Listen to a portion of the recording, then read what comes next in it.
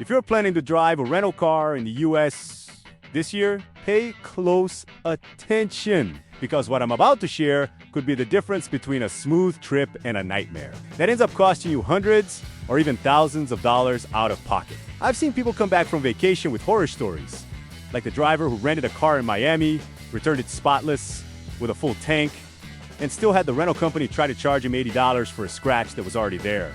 A scratch the size of a fingernail that had probably been there since who knows when. And the worst part is, in that moment, the person just freezes, totally caught off guard, because nobody teaches you this stuff. Nobody sits you down and says, look, before you take the keys to a rental car, do this, and that.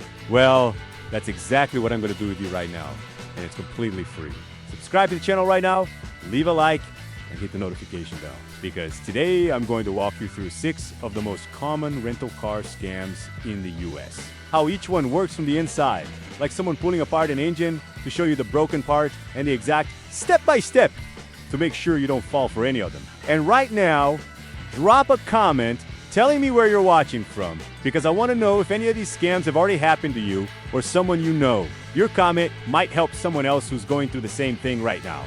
And that, to me, means a lot more than any view count. Before we dive in, let's clear something up. These scams don't only target tourists. Erin de ultrasonografia locals fall. Forum just as often, sometimes even more, because sometimes we trust to Izali and think it'll never happen to us. These schemes show up practically everywhere, from the beaches of Florida and the highways of Texas to Las Vegas, the Pacific Coast Highway, New York City, and Chicago. And the worst part is that a lot of people only realize they've been scammed when they're back home checking their credit card statement and seeing a weird charge, sometimes in a currency they never even used.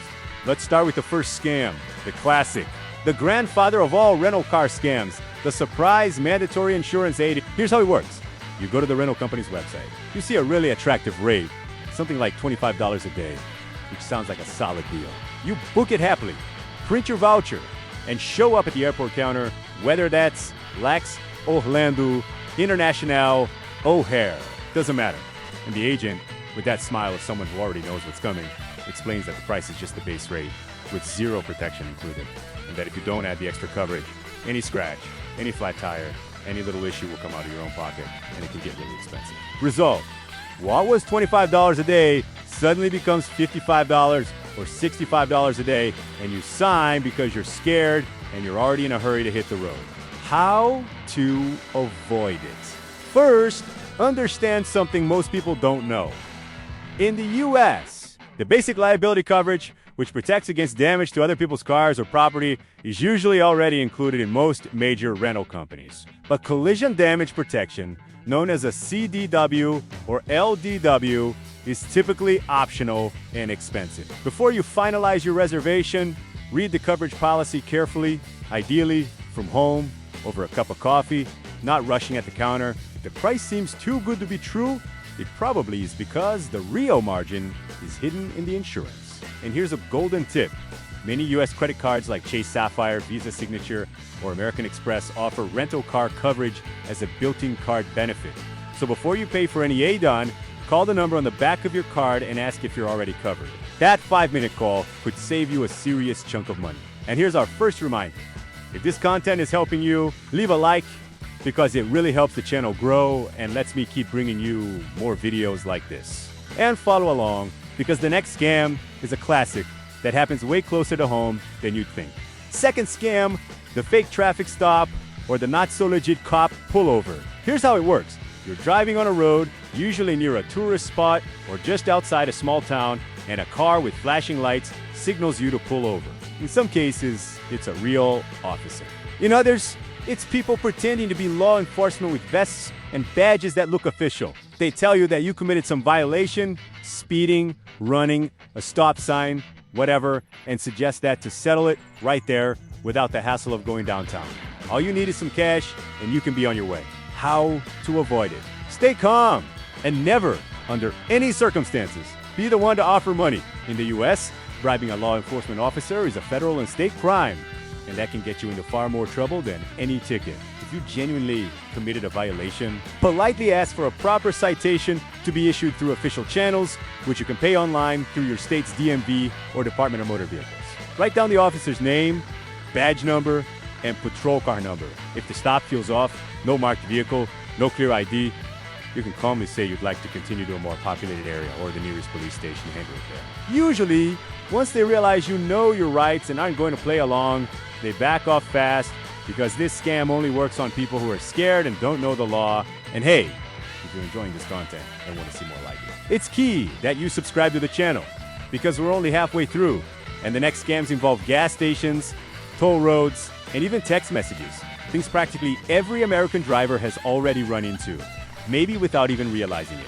Third scam, and this one gets the most reaction in the comments every time I bring it up. The gas station scam, it works in a few different ways. The most classic one is the pump that doesn't reset to zero.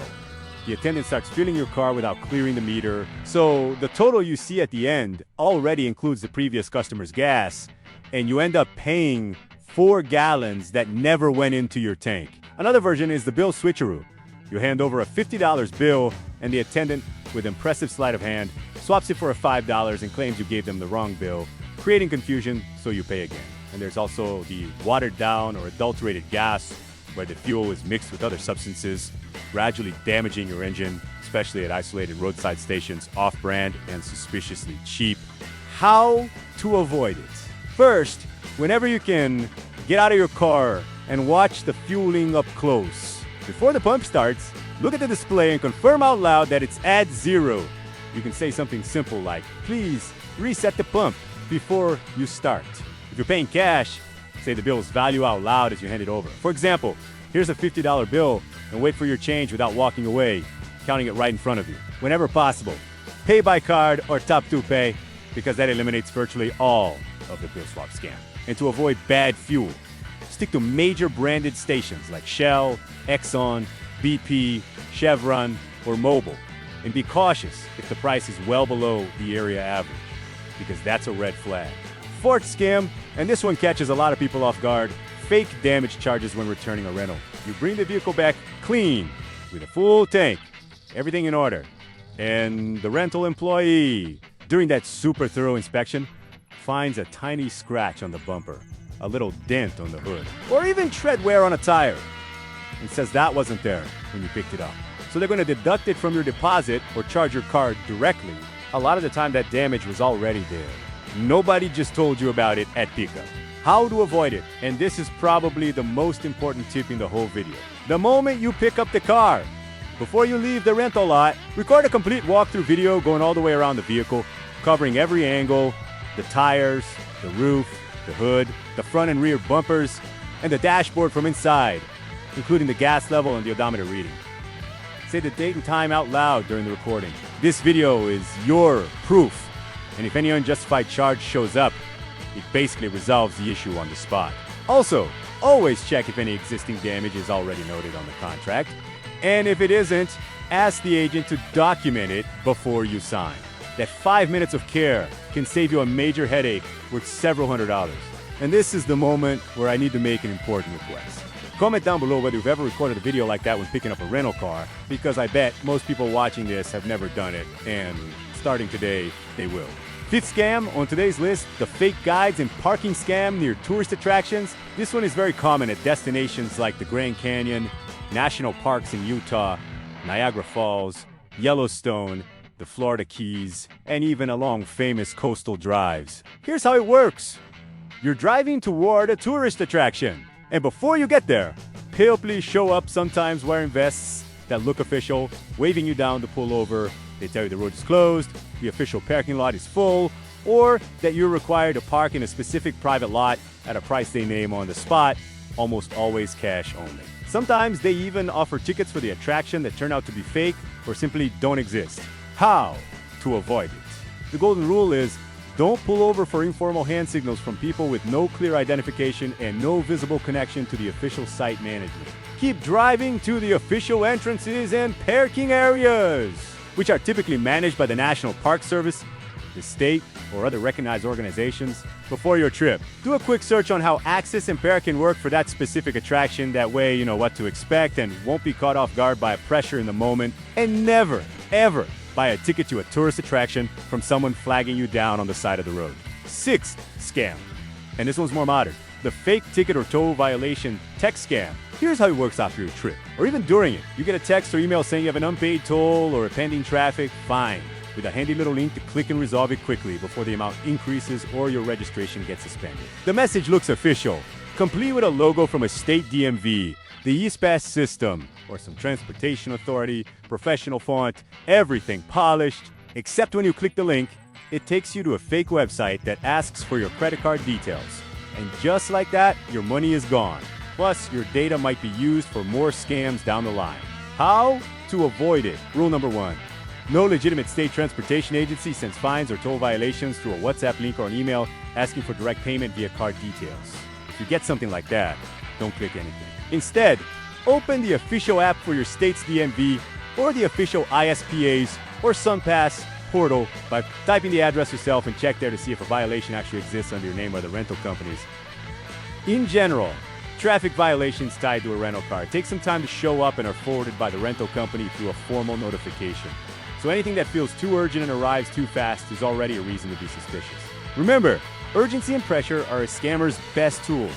So whenever something feels too urgent, take a breath and verify through the official channel. And hey, if you made it this far, dropped a comment, left a like, and still haven't subscribed, can I ask you a favor? Subscribe right now, because the next video is already in the works. And it's going to have even more practical tips for anyone driving around the US, whether it's a family road trip, or work trip, or that weekend getaway we all deserve every once in a while. Now, before we wrap up, let me share a quick story, just to illustrate how these scams play out in real life. And don't worry, it's just a made-up example so you can visualize it, not a specific real case. Imagine a couple leaving Chicago heading to the Florida Keys over a long weekend. They rent a popular car, a Toyota Corolla or a Honda Civic, receive it already a little dirty, with nobody offering to walk them through a damage inspection, and they hit the road in a hurry. Along the way, they stop for gas at an off-brand station on I-75, pay cash without watching the pump meter, and a little further down, they pull over because someone in a vest is waving them down, saying the entrance to a national park is closed and they need to use an alternate parking area. At the end of the trip, when they return the car, they get charged for a small dent. They have no idea whether it was already there because they didn't take any photos or record any video. Notice how, in a single trip, that couple could have gone through 3 of the 6 scams we talked about here. And the main reason was rushing and not taking a few extra minutes of attention at each stage. The good news is that with the tips I gave you today, you're absurdly better prepared than most people out on the road right now. Quick recap. First, read the rental company's insurance policy carefully and check whether your credit card already covers you. Second, never offer money to resolve an alleged violation. On the spot, ask for the official process. Third, watch the pump closely when fueling up. Confirm it's at 0 and say the denomination of your bills out loud. Fourth, record a complete walkthrough video of the car when you pick it up and when you return it. Fifth, don't pull over for informal signals near tourist attractions. Go straight to the official entrances. And sixth, be suspicious of any urgent message about fines or tolls and always verify through your state's official app. Now, let me quickly answer a few questions that always come up in the comments whenever I talk about this stuff, because I'm sure at least one of them is crossing your mind right now. First question, does this only happen with small, unknown rental companies? No, unfortunately not. These scams, especially the insurance surprise and the damage on return one, happen with major, well-known brands like Hertz, Avis, Budget, Enterprise, and National. So the size of the company guarantees you nothing. What actually protects you is your own attention and the documentation you create. Second question that always comes up, what if I already fell for one of these scams? What do I do now? First, save every piece of documentation you have. Screenshots of conversations, receipts, photos, videos, whatever you've got. Then file a formal complaint through the company's customer service channels, and if necessary, through the Better Business Bureau, your state's attorney general office, or dispute the charge directly with your credit card company. A lot of people don't realize this, but a well-documented, well-written complaint carries a lot of weight. Companies don't want formal complaints on record with consumer protection agencies, and that pressure usually motivates them to resolve the issue quickly to avoid further complications. Third question, do these scams also affect people driving their own car? Not a rental. Look, the insurance aid-on scam is clearly specific to rental companies, but the fake traffic stop, the gas station, the fake guides in parking, and the fake ticket text scam, those can happen to any driver. whether you're in a rental or your own vehicle. So all these tips apply to anyone hitting the road, rentao or not. If this video helped you in any way, or if it reminded you of a similar story that happened to you, share it in the comments, because I read everything. And sometimes your comment becomes the topic for the next video. And if you still haven't subscribed to the channel, now's the time, because every week there's fresh content, always focused on helping you save money and avoid headaches. Leave a like, turn on the notification bell, and if you know someone who's planning a road trip soon, send them this video, because it might be exactly the heads up. They need that, and who knows, maybe they'll thank you with lunch later. That's all for today. I hope you're walking away with more information than you came with. And above all, I hope you never need to use any of these tips in real life. But if you do, I want you to be ready. Video recorded, head clear, and absolutely certain that nobody's going to take advantage of you. Stay safe out there, have a great trip, drive with attention, and I'll see you in the next one.